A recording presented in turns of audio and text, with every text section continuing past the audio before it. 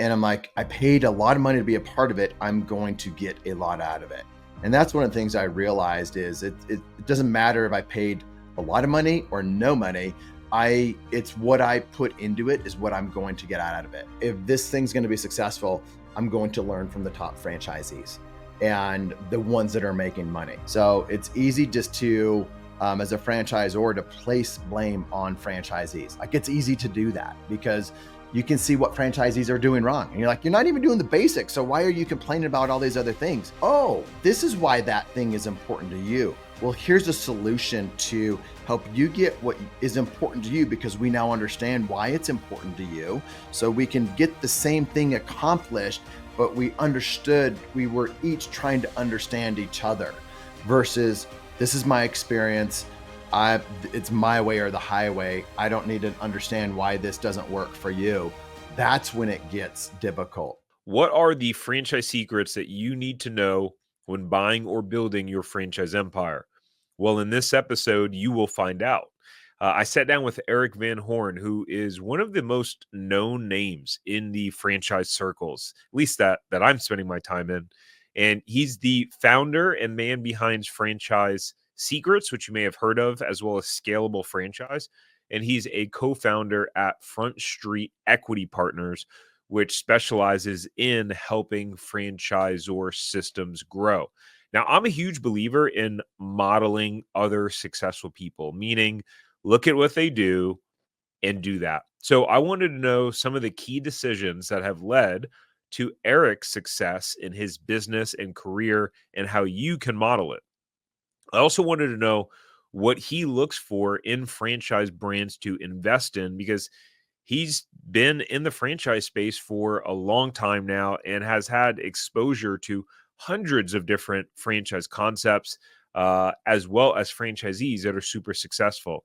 And so at the end of the day, I wanted to know what's the balance between the responsibility between a franchise owner's success and the franchisor, right? Like who's responsible for that? Is it the franchisee? Is it the franchisor? And how does that balance out? I think his answer is going to surprise you. Now, if you want to buy a franchise in the next 12 months, you should check out my free franchise masterclass at franchiseempire.com/masterclass.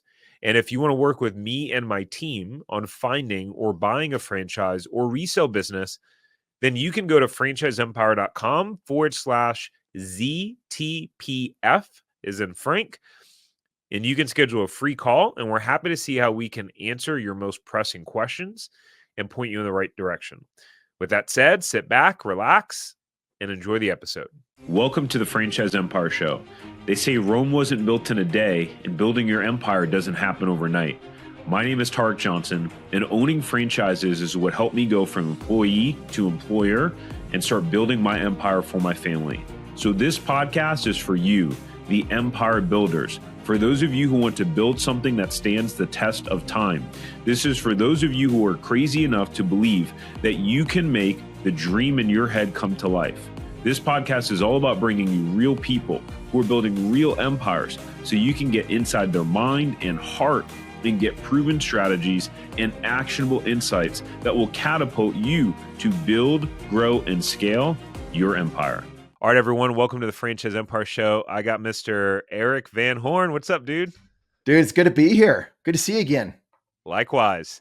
Man, so we'll just kind of jump right in. I mean, this will be kind of fun to catch up kind of live through the podcast, as well as just share about kind of what you've been up to and what are some of your beliefs out there on how to help franchisees be successful.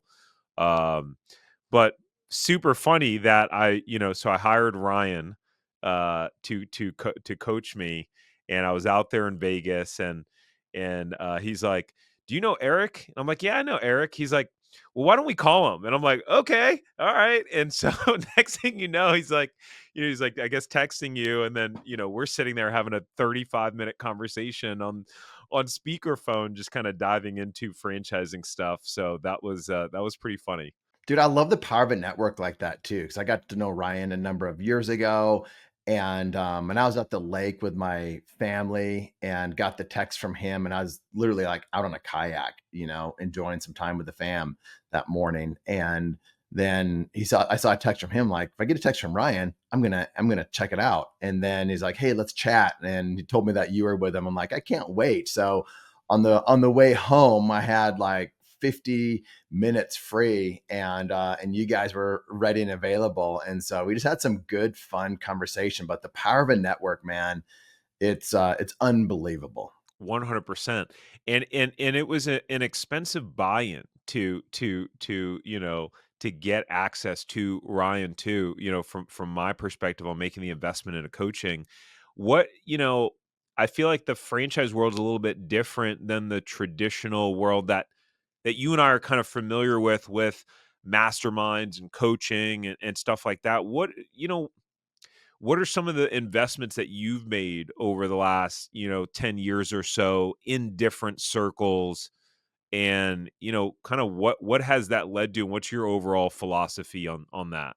It's led to how I've structured some of my masterminds, how I've structured what we do at Front Street, and just how I view the value of my time, and the value of a network. I started probably 8 years ago. I used to be a consultant. I'm not doing consulting or brokering anymore, so I don't do any of that. But I was doing that at the time. I was a franchisee at the time, and I got introduced to a mastermind more around the world of marketing, internet marketing specifically, and building small businesses. And I think it was 25 or $30,000. And I'm like, people are actually For paying the year? a year. And I'm like, people actually pay this. And then all of a sudden I leave, and I'd, given 25 or $30,000, and now I'm part of this mastermind. And I'm like, I paid a lot of money to be a part of it. I'm going to get a lot out of it. And that's one of the things I realized is it doesn't matter if I paid a lot of money or no money. It's what I put into it is what I'm going to get out of it. And I saw a lot of people go into there, and it was just, for people to make new friends. But I'm like, I need to build a network. And a lot of it for me was relationship. And then a friend there, I got introduced to a friend, Pete, at that mastermind. I ended up joining a free little group that he had, where we would just get together Monday mornings to talk shop about different businesses. And Ryan was a part of that group at that time. And then that led to just getting to know Ryan over these Zoom calls that we would randomly do. Nobody was paying for them. We just met at a mastermind. And then Pete's a big networker. He works with Grant Cardone and Patrick Is that Pete McDavid, and Vargas? yeah, and all those people. So Pete became a good friend of mine. And then I got to know Ryan. And so it's like, one thing leads to another. And as I look back at that mastermind, that first one that I did, it allowed me to join other groups. I met my good buddy Aaron Stokes, who has Shop Fix Academy and a number of brick and mortar auto mechanic shop places. And he went from bankrupt to almost bankrupt to making an insane amount of money at his shops and through his own mastermind. And now I got to know Sharon through Aaron, and Aaron. I'm part of a little group with Aaron, and I've been to his place many times just to go out there and learn. So once you start paying for things, you become friends with the people in these groups or the leaders in these groups. And then all of a sudden you're not paying for things because you're part of these rooms and a part of these conversations. And that led to me creating my own masterminds for franchisees and franchisors. And I was doing that at the same time my buddy Justin Donalds was creating the Lifestyle Investor Mastermind. And that led to, so we were creating two masterminds at the same time. Then that led to us starting a mastermind for investors together. So he's got one that's like 55,000. We've got one that's $25,000 a year that we run together. And so, but I look back based on your question, and if I hadn't paid that $25,000-$30,000 originally, I wouldn't have met Pete. I wouldn't have met Ryan. I wouldn't have gone into these different groups. I wouldn't have the friendships that I have today, and I wouldn't have started the Facebook group that I have in franchising on that big Facebook group. I started that because my buddy Aaron Stokes is like, Erik, the way I grew Shop Fix Academy is I started a Facebook group. You got to start a Facebook group. And he walked me through an hour of exactly how to do it. And I did it a year after he told me how to do it. And it's been probably one of the more valuable things that has been free for me to do, but it's curated this group. So that sounds like a big, like a weaving story, but it all started with me paying for a mastermind. And today, if there's a group that costs me $10,000 or $20,000 or $50,000 to be a part of, I can recognize if I'm going to get the value out of it, whether it's personally, professionally, network, or tactical stuff. And I'm happy to do it if it's the right one. So long answer, but but I wouldn't be where I am today without paying for that first mastermind. So our team have looked into a few hundred franchises and put together a list of 5 low-cost franchises that all make $1 million or more and that have a proven track record of both happy and profitable franchisees. So if you have a net worth of at least $150,000 and you want to see if the territory that you want is still available for any of these franchises, then you can go to franchiseempire.com/check territory. All right, let's get back to the episode. I think it's a great answer, and it's a really cool story and really fascinating. And for me, some of the I've recently joined a few things, kind of all at the same time, which is I don't necessarily recommend, because you want to make sure you get the value out of all of them. But I feel quite committed to doing that. But I'll spend more so invest 150 grand over the next year in my education between some different groups and coaching. And it's a heavy lift, a really heavy lift. But for me, I think about it in the sense that you're talking about it in terms of the network. But I think I'm going to get an ROI on this. I think conservatively, depending upon the timeline that you push it out, at minimum, I'd probably get a 10x ROI. I think it could really be as high as 100x or more, really, over the next 10 years. When you look back at that first $25,000, $30,000 that you spent for that mastermind, if you look back at it today, if you had to throw a number out there, what do you think the ROI has been over that period of time? Many millions. So 30,000 to many millions. Directly correlated from having made that investment and the things and people you met and ideas you got. 100%. And here's the thing, at the time, you may think you're going into it for a marketing tactic or a business tactic or something like that, but there's usually, maybe 1 or 2, 3 things throughout the course of a year or 2 years that is that needle moving thing. And you never know what it is, when it's going to happen. And that's what I tell my members. Like, you don't join to be a part of every single meeting that happens or go to every event that happens.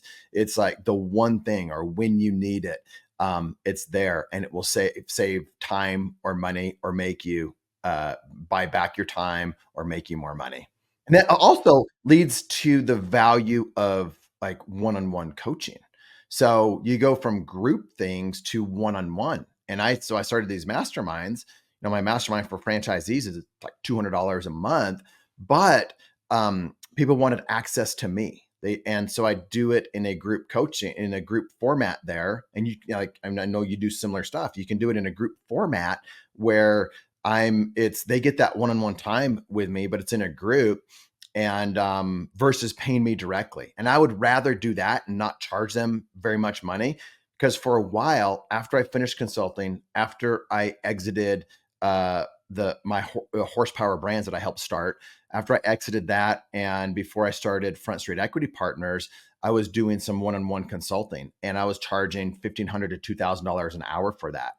And when I was charging somebody that, I felt the need to deliver and over deliver, because that's a lot of money. That's a lot of money for me to pay for someone to coach me. But then I realized people were paying me for it, and I needed to deliver. And I knew they needed to get an ROI on my time, whether it's introductions to people or advice that's going to save them time or money. And so for me, if I need something and I want to improve at something, I need access to something, I'm happy to pay for that one-on-one time because I know I'm going to get ROI on that. So masterminds are good in that group format. One-on-one coaching is probably the single best way to accelerate your learning and get connections quickly. Yeah, I love it. And and then we'll kind of pivot from this, but yeah, I mean, so the like working with Ryan's like over 100 grand a year, and but just from that first meeting, I mean, between the conversation we had and some of the things that Ryan and I hit on, literally, I mean, we spent a whole day together, but there were two specific things that I got out of it, and and we're going to be we had a small mastermind for franchisees too for a little bit, but it was just too time intensive. It takes a lot of work, as I'm sure you know. um and so, but we're going to relaunch one of those, and then I am going to do some one-on-one coaching, but only for franchisees, not for franchise buyers. Um and I feel pretty confident I'll make that ROI back in probably the next 30 or 45 days. Right. And it's like, I feel like, and this is a good pivot to the franchising side in that Hormozy said this: it is my responsibility to get the value out of something that I enroll or sign up for. I think, there's a lot of franchisees or franchise buyers that buy a franchise and they're pointing the finger at the franchisor. It is your responsibility as a franchisor to make me successful. What's your take on that? Well, let me back up just a little bit. But first mastermind that I joined, I was part of it for a handful of years, and that's where I got to know Alex Hormozy. And we spent several, like probably 4 or 5 hours in small group settings, having lunch with him and Layla. And this was before he was really big like he is now. And that's where, he's like, let's trade cell phone numbers. And I wasn't doing anything with it until I needed something. And it wasn't even for me. It was for a friend that was in the gym industry that needed help with lead generation stuff. And so I'm like, hey, let's get together. Let me put you in touch with Alex because you might want to do something like that. And so I was walking in my yard, and we have chickens and roosters. And all of a sudden the rooster starts, crowing. And Alex is like, is that a chicken I hear? And I'm like, yep, that's my rooster. And then Alex was on my podcast, and during COVID came into the Facebook group to help, just for some free help. So, just going back to the power of a network. Now I'm not sure if he'd even return my text today because he's gotten so popular. Let's be honest here. But that's, just another point of the power of like spending your time in the right rooms. So the question was, if I understand it correctly, is who's responsible for the franchisee success? Yeah, like what's the level of responsibility and the balance between that? As a franchisor, I probably put more responsibility on me, or as I'm coaching our franchisors at Front Street, advising them, I'm probably putting more of the responsibility on the franchisor. As a franchisee, it was all me. Like, I put the responsibility of success on me, and I needed the franchisor to do certain things that they promised to do. Like having some marketing collateral for me, and, best practices, the training that they would give me. But like, if, one of my mentors, like, would always say, if it is to be, it's up to me.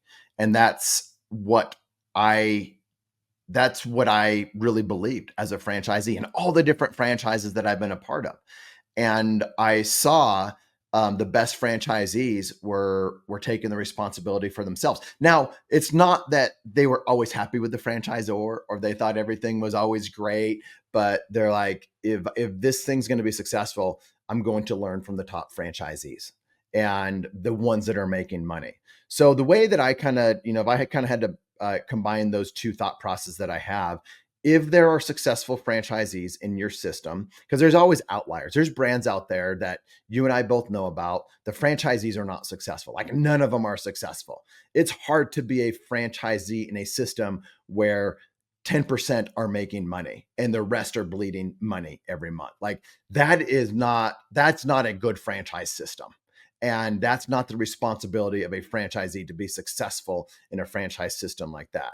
But I would say an average franchise system has the top third, the bottom third, and the middle third. And if there are franchise third that are losing money, a third that are making some decent money, and a third that are making really good money, then the responsibility is on the franchisor is probably doing what they need to do as a franchisor. My responsibility as a franchisee is to spend time with the top third. Ignore the bottom third. Don't really learn from the middle third, but spend time, become friends, add value to the top third, even though I may be in the bottom third at that time, or I may be in the middle third. But the responsibility on me is to spend time with the top third. What are they doing? How are they doing it? Don't look at everything that I'm doing that they're doing. Look for the things that they're doing that I'm not doing that I should be doing to be in that top third. And then the responsibility is on me to get into the top third. Because if the franchisor has that top third already, then why is it the franchisor's job to help me get into that top third? And I think franchisors in general focus on the bottom third and that middle third, and because that's where they spend most of their time. So the franchisor doesn't even really spend a whole lot of time with the top third because they're winners, they're rock stars, they're A+ business owners. So that's my kind of global view on how to be a successful franchisee and whose responsibility it really is. What is the role of a franchisor in the sense of, like, here's the analogy that kind of I use, and I'm curious of what your perspective on this, because obviously you have a lot of people that buy into a franchise that have never owned a business before, right? And so although they're getting the system, they may not be equipped or kind of have the capacity or the skill sets to properly execute on it. So the analogy I use is, okay, if a franchise is you going and buying a piece of furniture for IKEA that has a box, it has the pieces and the instructions. Well, you may read the instructions and go, I don't understand it.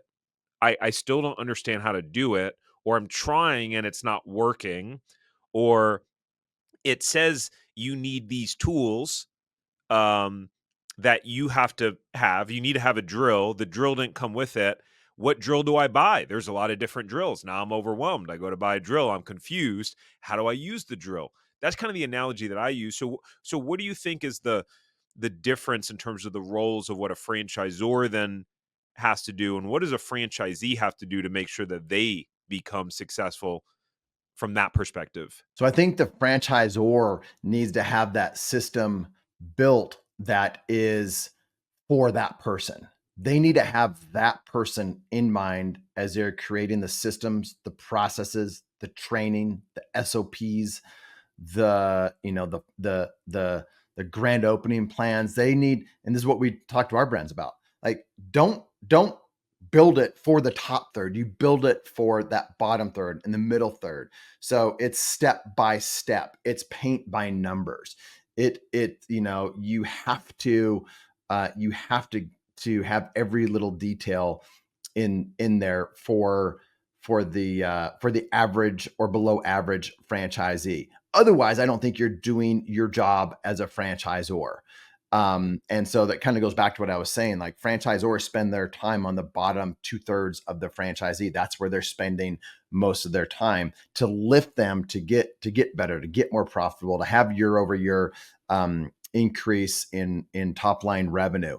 And whenever I say top line revenue, that should translate to bottom line profitability as well. So I think where franchisors miss it is they're just trying their KPIs, their benchmarks as we're doing well as a franchisor. We're selling more territories. We're bringing on more franchisees.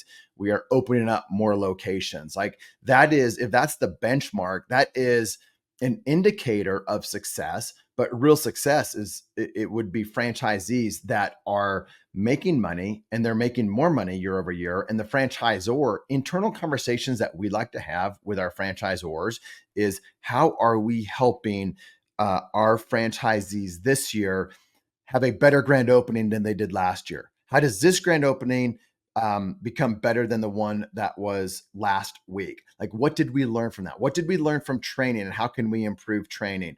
What are we going to do next year to have year over year increase in top line revenue?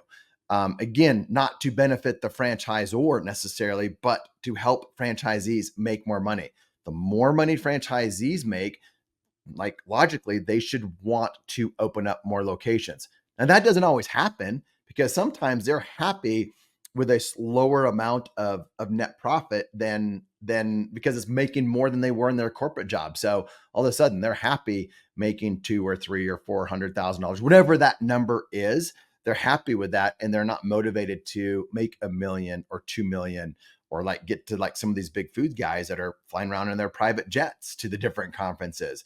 But you know, that is what franchisees should be focused on. And they should be focused on making hires that are going to help all of those numbers move. But making hires in operations, making hires in marketing. If their marketing vendor's not great, then get a new marketing vendor, and holding their vendors accountable.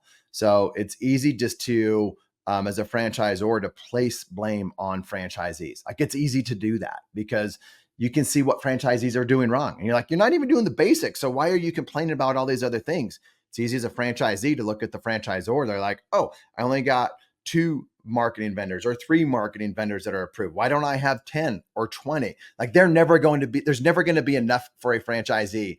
And the franchisor kind of thinks the franchisees are never going to be happy. And that's why I love, kind of understanding the phases that franchisees go through. Like, franchise founders should understand these phases that franchisees go through, and franchisees should understand the phases that they're going to go through. From when you first buy, you're really happy. Like, everything is, rainbows and unicorns. And then you go through this eventual phase where everything's falling apart and it's all the franchisor's fault. And then eventually you get to the phase where, okay, we're working together. I'm not going to get everything I want from the franchisor. And you don't want them to approve everything that a franchisee wants. Otherwise, they're just going to be chasing shiny objects that franchisees think they need. Like, you don't want that from a franchisor, even if you want them to implement your ideas, but you don't want them to implement every other idea. But every franchisee feels that way. So you get to the point where there's mutual respect, that you have the same goal in mind, and you work together to get there. And so I think that's important for franchisees and franchisors to understand. Hey, so if you want to figure out if you should buy a franchise and learn the fastest and easiest way to figuring out the best franchise to buy and everything you need to know about the process, then you'll want to go get access to our Franchise Buyers Academy. In our Franchise Buyers Academy, you'll get a behind-the-scenes look into specific franchises and exactly how much money they are making. You'll get simple formulas for finding money-making franchises and a blueprint on how to scale them into a franchise empire that can be sold for a lot of money later on. You'll be able to finally answer the question on, should I buy a franchise? Now, you can get access at franchiseempire.com/FBA. Now let's get back to the episode. Yeah. And so today, what are you doing today? I mean, I feel like probably most people watching are aware, but for those who aren't, what are you up to today, and why are you doing that as opposed to what you were doing before? And like, you could have just stayed on the franchise broker and consulting side of things if you want, and like, why pivot to what you're doing now? I wanted to have just more impact. I wanted to have impact as a consultant or as a broker. You don't have impact on the brand. You help people find brands, but you don't have any impact on the brands that they find, or they're part of, or that they grow with. And some brands are amazing, and then some are just like, oh, that is not, didn't end like I thought it was going to end. And I'm like, I want to have more impact on brands. And that's, when I started a franchisor myself, and then I exited that, and then me and two other guys got together and were like, what do we want to do next in franchising? They had FSO experience. I had consulting and franchisor experience. They had franchisor experience. And we're like, let's create kind of a new model of advisory and a new model of FSO, or franchise sales organization, where there's full alignment with the brand and us at Front Street. So that was Front Street Equity Partners. And we're like, these franchisors need, and most of them need, an FSO if they want to grow and scale. So we saw the problems that, well, we felt were problems with the FSO world before. How can we solve for some of those? And then we're like, we need a guy or a gal to help us grow that side of the business, because it wasn't going to be me and it wasn't going to be our other two partners. So that's when Bobby Brennan came along, and he helped another FSO, from like early on to massive growth, and had a very good reputation out there in the world of franchising. And Real so he quick, became for people that may not know the term FSO or what it means, can you just explain that real quick? So it's a franchise sales organization. And so franchisors can either sell franchises themselves, take people through the buying process, take new candidates, prospects, buyers from inquiry. I'm thinking about buying this particular franchise, and they have an internal team that walks them through, and they'll either buy or not buy, or get approved or not approved, and then they become a franchisee. So that's an internal franchise development, franchise sales team. The other way to do it is you hire that out, you outsource that to a franchise sales organization. And then it's their team that will take, a lead comes in, takes them through that same process that your internal team would take them through, but it's an outsourced agency or group or business that does that. And typically they have better relations, or really good relationships, with franchise consultants, franchise brokers, and they just have a very tight sales process that's consistent, predictable, and they can do that for the franchisor. And so there's two different ways to do it, but that is what the franchise sales organization is, also known as an FSO. And so that's where we at Front Street, that was going to be a division of our company. We're like, how do we do it differently? So we didn't want to charge retainers. We didn't want to make money as off of any vendors that we send them their way. We only want to get paid for performance. And then we wanted to be aligned to the back end with them. And so whether the franchisor sells it to private equity or they just keep it long-term, like that's their decision. But we wanted to help grow that business. And so we wanted to have impact with that franchisor, that founder. And so that's called advisory. So we do a lot of advisory work where we are in the trenches with the founders, on calls, going out to their corporate locations, dealing with vendors, helping them understand franchising in general, because a lot of franchisors make so many mistakes because these franchisors, they're new to franchising, and they're doing the FDD for the first time. They're listening to an attorney. Sometimes they get good ones. Sometimes they get bad ones. It just is the luck of the draw. Sometimes they got somebody that is good and experienced at franchise sales. Most of the time they don't, and they're winging it. And that opens them up to liability because they're doing things wrong. They're saying things wrong. They just don't have a really good franchise sales process. They're bringing on franchisees they shouldn't bring on, and they're letting good franchisees that should be coming on board leak through the back end because they don't have a tight process. And so we're just advising on anything from vendors to FDD to leadership, to bringing in top talent to help them go from this stage to that stage. And so that's advisory. And like we get our hands dirty, like we're chopping wood, we're helping them, every step of the way as advisors. And I think that's what we wanted to do. And we think that's different than what most are doing out there today. And it just depends what you want as a franchisor.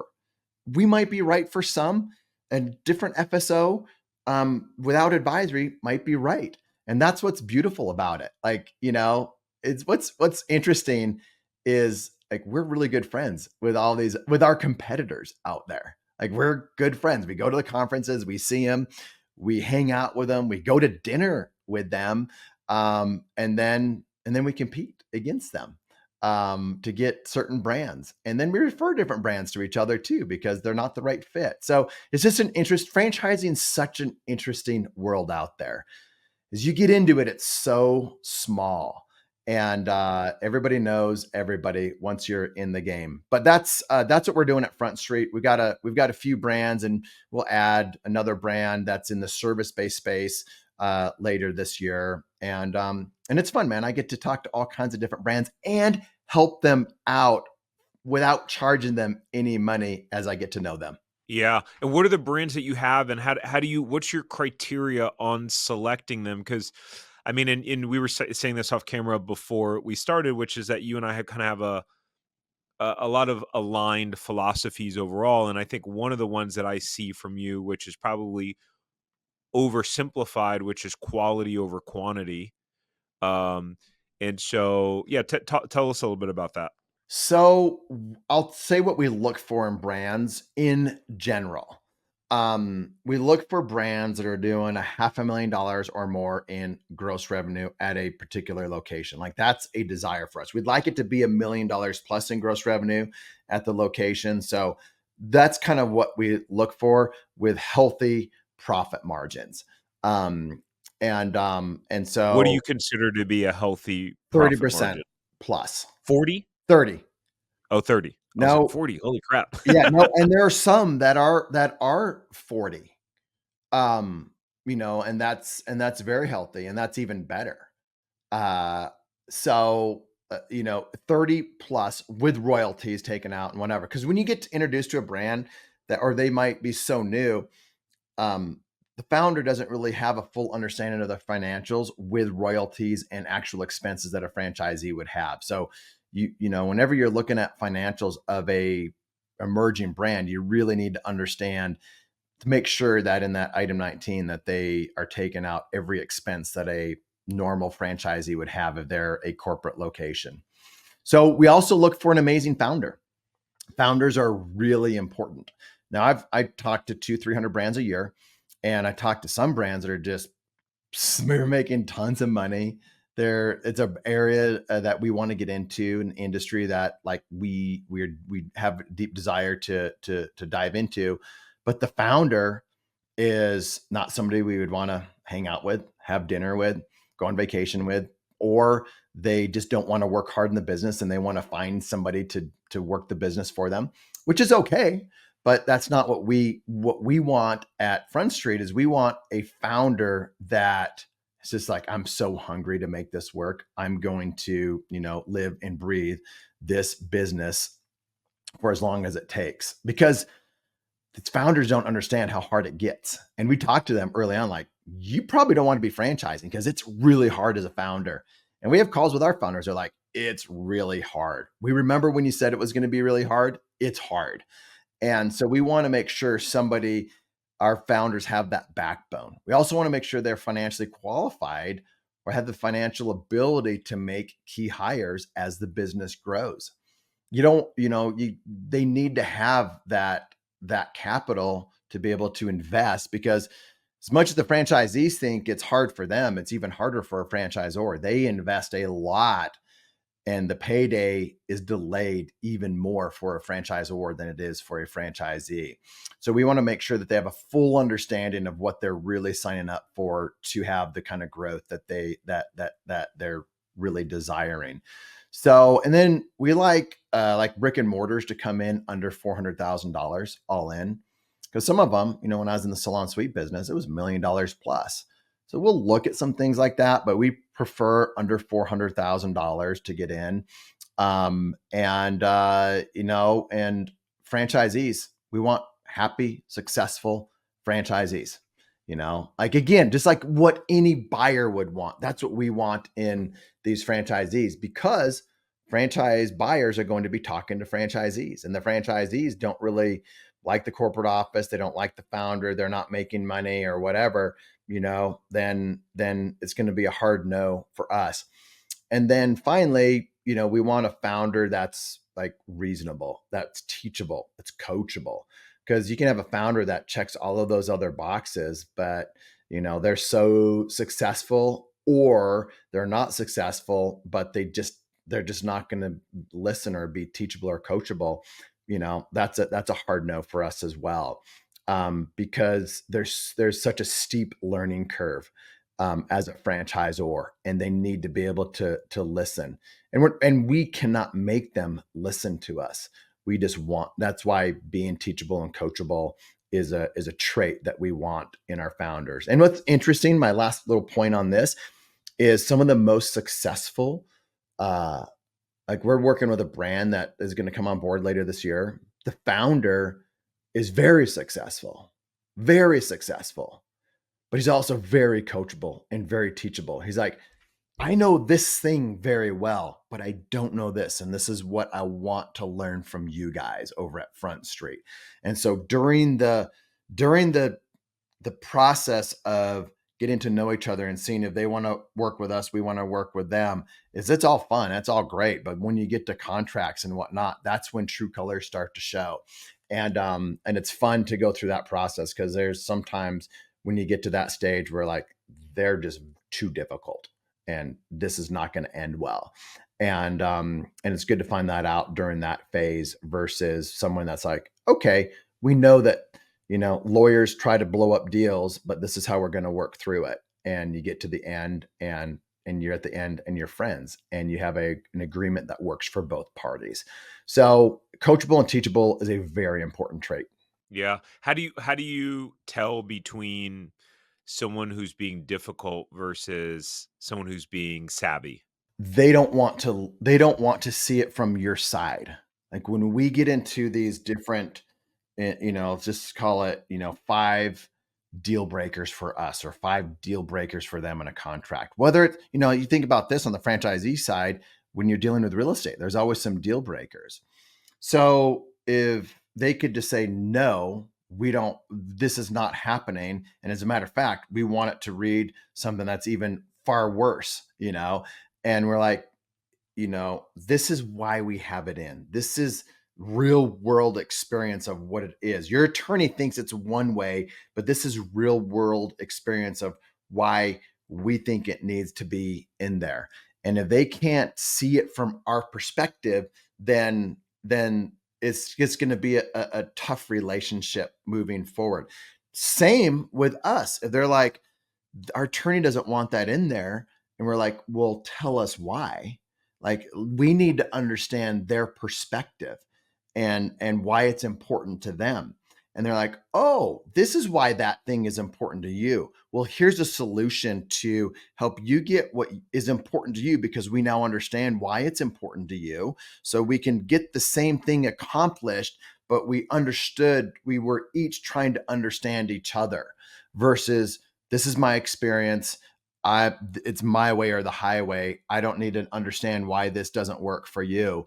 That's when it gets difficult. So I think if both parties are trying to understand from each other's perspective or experience, that makes that process go a lot better. And also understand that, you might have an attorney that doesn't really understand this type of contract. And you deal with that when you deal with franchisees. Hire a real estate attorney to review a franchise agreement. Like that's a disaster. So you just need to understand their legal counsel. And like one of them that we've dealt with in the last year, their legal counsel, but the founder's like, hey, our counsel is harsh. Like they are always looking out. They're bulldogs. So this is the red line, and the contract's all red. And they preface it with that, and they're like, but let's find some common ground, and let's understand each other.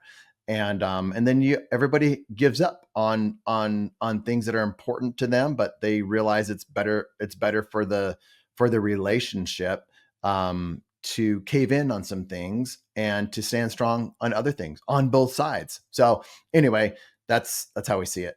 Yeah, cool, man. And so, regardless of where you are in your whatever type of entrepreneur you are, whether you're a franchisor, whether you're, a portfolio company like yourself, right? Who has a, portfolio of franchisors, whether you're doing what I'm doing, like hiring the right people, especially at the higher levels, is absolutely crucial. And it can either expedite your growth and hitting your goals or be what stagnates you not hitting your goals.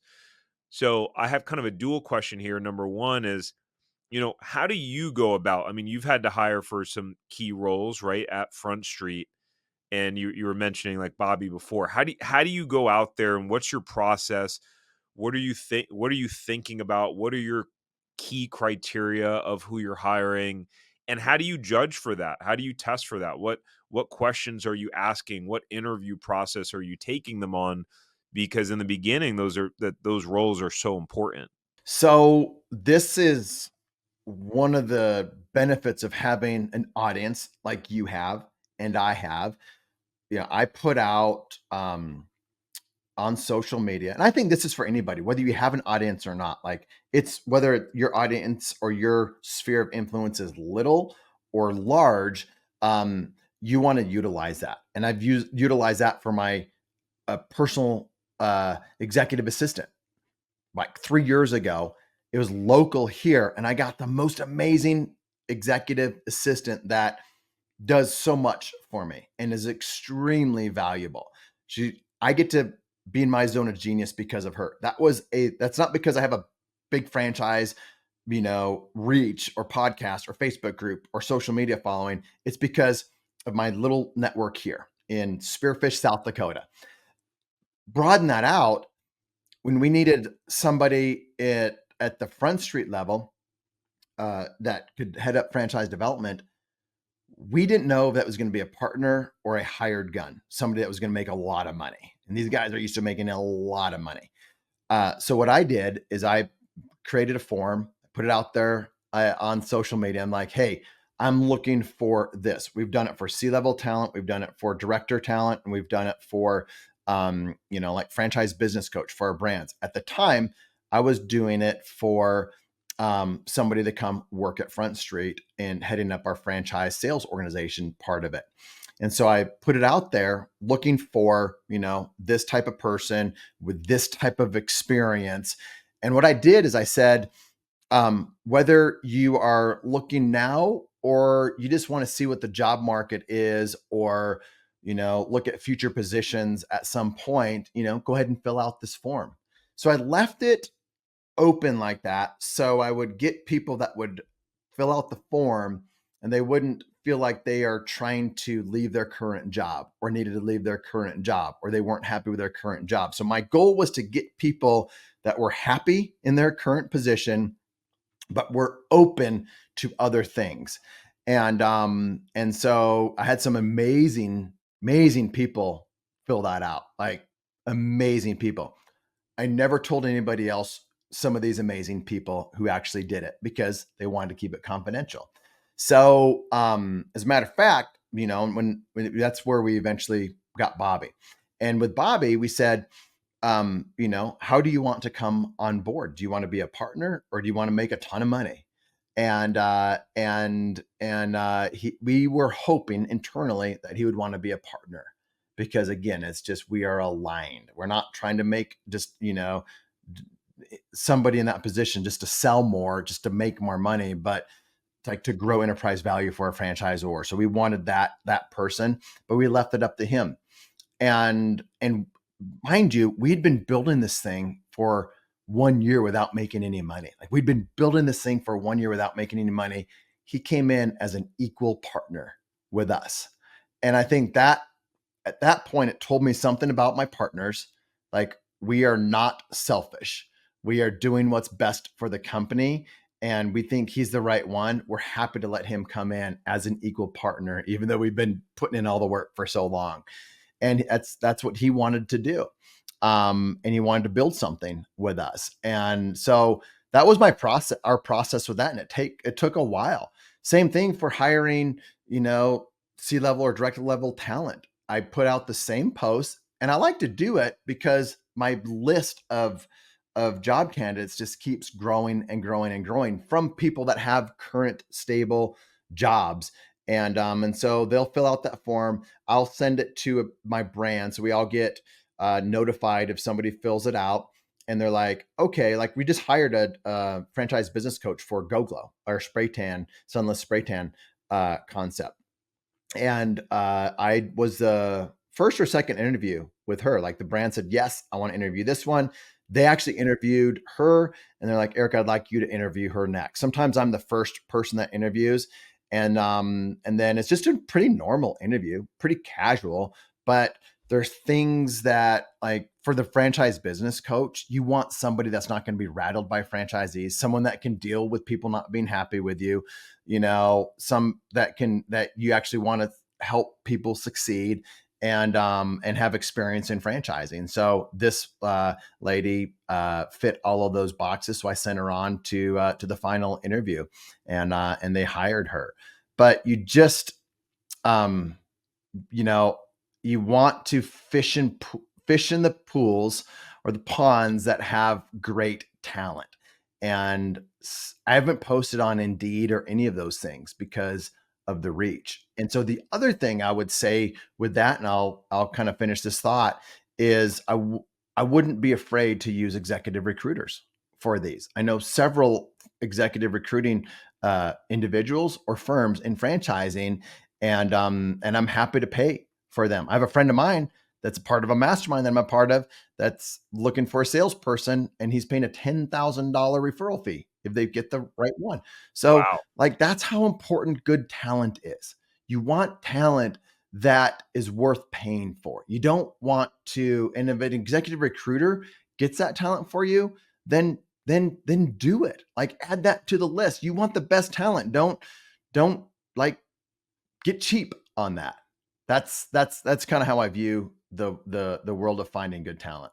Yeah, interesting. Some really fascinating thoughts there, and one of the takeaways that I have from that, and hopefully whoever's watching takes, is go out there and build a personal brand. Go out there and start making content, because what that can do for you. And I know for the role that that we're hiring for right now, that you and I had a conversation when I was there with Ryan about kind of what we're looking to do, which you were like, that's going to be really hard, don't do it. But you know how it is, man, when you have a vision and you're like, man, I really believe that we can go from A to Z, and I think it's the right thing to do. And it's like, it's not the money grab, but it's the hard thing that excites you. And so that's kind of where we're at. But yeah, making content has helped, because we've got some of these candidates now that are going, oh yeah, in the interview process, I'm watching your content, your philosophy, and we're seeing who's getting really excited and fired up about the mission versus who's just like, I'm just trying to get another job.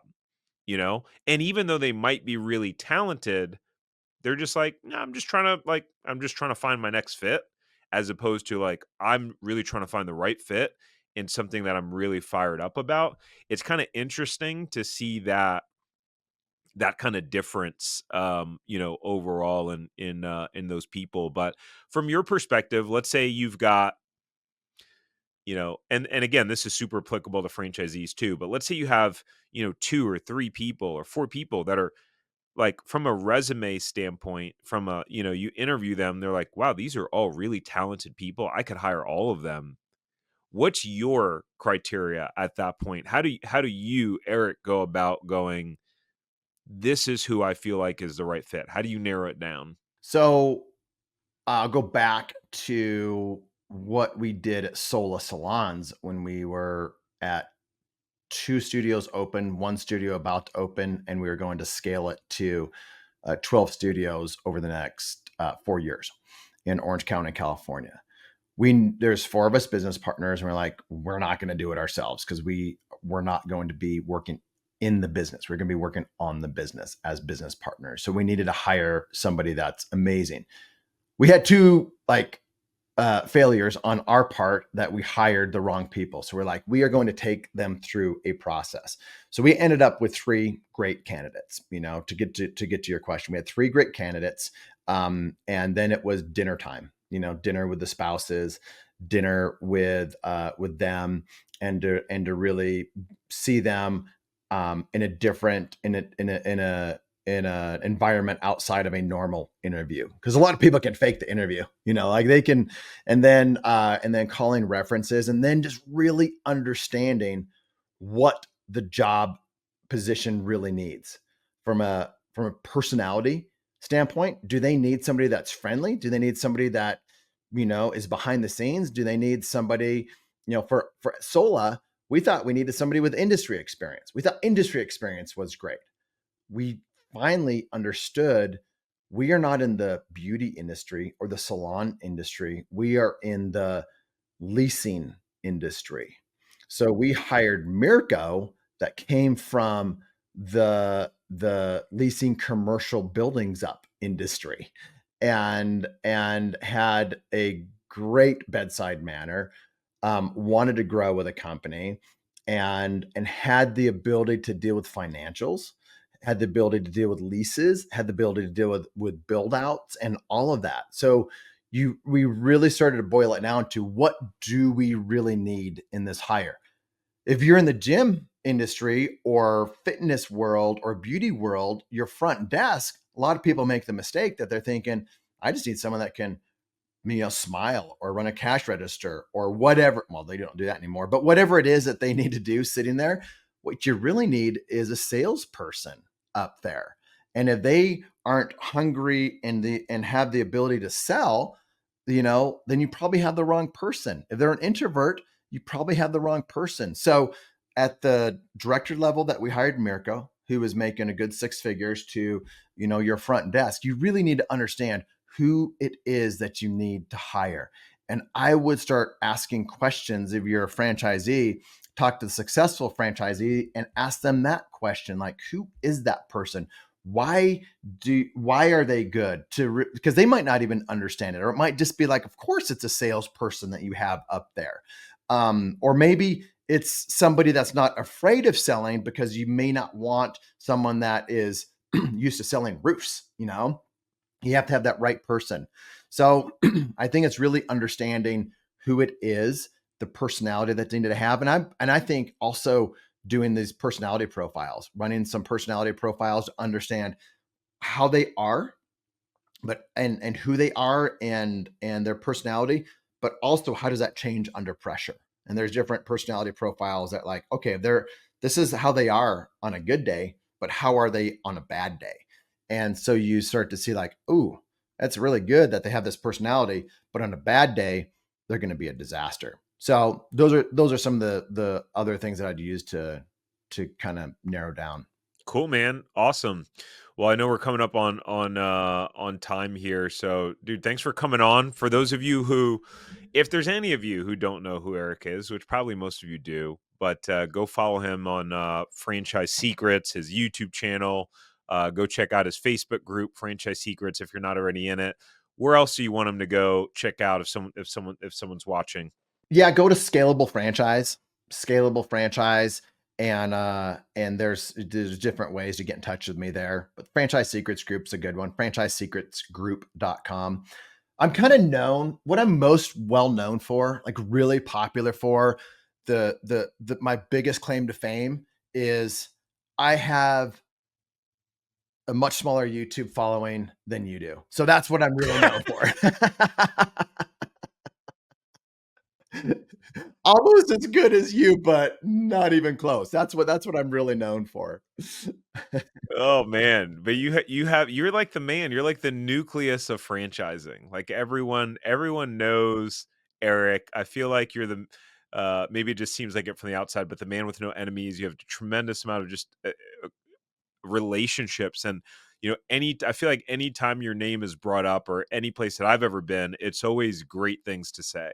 And I think, so kudos to you, man, for building the reputation that you have, and just having that yeah, having that reputation associated to your name, because it's hard to have that reputation and that kind of that brand. And I think that comes from really caring and doing the best you can. And I unfortunately, I'm learning more and more there's a lot of people in franchising, it's just not the case. It kind of seems like that, but it's just, and it's kind of disheartening. So kudos, man. 100% agree. And when I first started, to finish up that the comment on like people creating content, when I first started a long time ago, I did a live Facebook video, and I'm like, okay, who am I?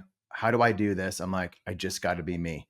And that's why I was comfortable walking by my chickens with Alex Hermosi, or on calls with important people, and just owning, I'm a guy I'm a fake rancher with a ranch that lives in a small town, and I'll mess up on things. And like, so on my podcast, I'll say things, or I'll say a word wrong, or I'll just mess up, and I just own it. And so I thought the best way to do it is just be authentically me. And either people are going to like it or not, but then I don't have to pretend to be anybody else. And so I appreciate those kind words, and I love what you're doing. I love how you are full of integrity and wanting to do the right things for the people that you work with. And I know this because we have private conversations around it that nobody gets to hear about. And so I appreciate people like you out there doing what's right for franchise buyers and franchisees. So this has been fun, man. Thanks for having me on. Yeah, likewise. Thanks for coming on, dude. Hey, before we go, thank you so much for listening to this episode. Please subscribe here on YouTube if you haven't already. And the biggest thank you that you could ever give me is to share this episode with someone who you think will benefit. That means that we can share this message with more people and hopefully positively inspire them like we have you. So thank you. And until next time, go build your empire.